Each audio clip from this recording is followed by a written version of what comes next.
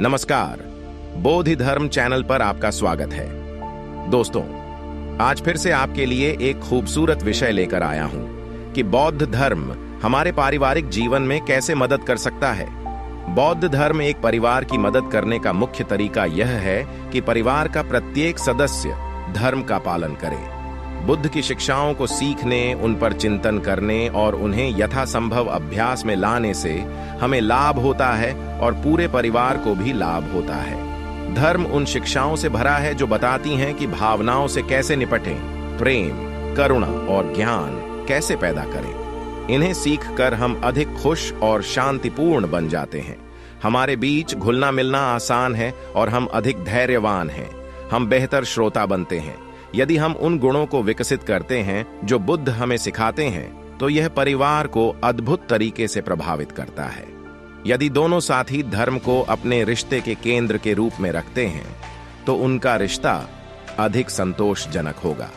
अर्थात दोनों साझेदार नैतिक रूप से जीने और निष्पक्ष रूप से सभी प्राणियों के प्रति अपनी प्रेम कृपा विकसित करने के लिए दृढ़ हैं। फिर वे बढ़ने और अभ्यास करने में एक दूसरे का समर्थन करेंगे। उदाहरण के लिए, जब एक साथी हतोत्साहित हो जाता है या अपने धर्म अभ्यास की उपेक्षा करना शुरू कर देता है, तो दूसरा उसे सौम्य प्रोत्साहन और खुली चर्चा के माध्यम से रास्ते पर वापस लाने में मदद कर सकता है। यदि दंपत्ति के बच्चे हैं, तो वे एक दूसरे के लिए शांत चिंतन के साथ साथ बच्चों के साथ समय बिताने की व्यवस्था कर सकते हैं। माता पिता के लिए बच्चों के बिना भी एक साथ समय बिताना महत्वपूर्ण है। हालांकि बच्चों का पालन पोषण करने में समय लगता है, माता पिता को इसे धर्म अभ्यास के विपरीत नहीं देखना चाहिए। वे अपने बच्चों से अपने बारे में बहुत कुछ सीख सकते हैं और बौद्ध मूल्यों के आलोक में माता पिता बनने की चुनौतियों से निपटने में एक दूसरे की मदद कर सकते हैं। मनोविज्ञान में समकालीन रुझानों से प्रभावित होकर कई लोग अपनी अधिकांश समस्याओं का कारण बचपन के अनुभवों को मानते हैं।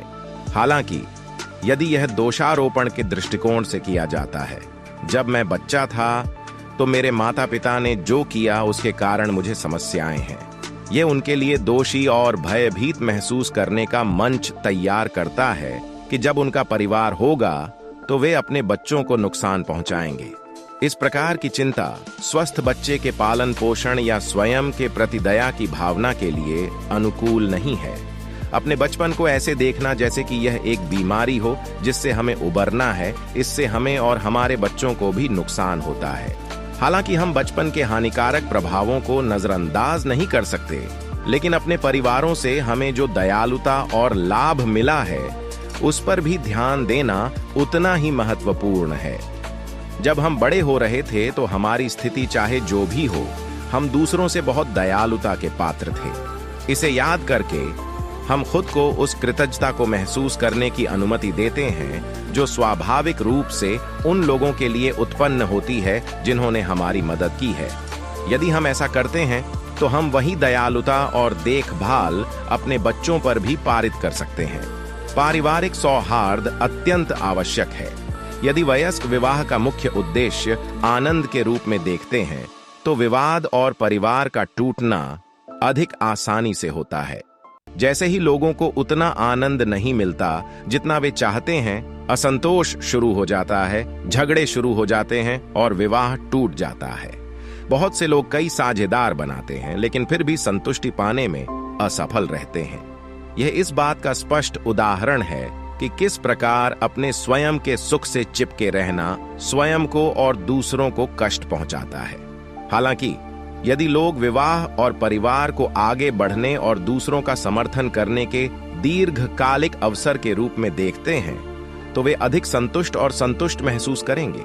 जब उनका मन खुश होता है, तो वे स्वचालित रूप से दयालु तरीके से कार्य करते हैं और परिवार के अन्य सदस्य स्वाभाविक रूप से इसका प्रतिसाद देंगे। नमो बुद्धाय।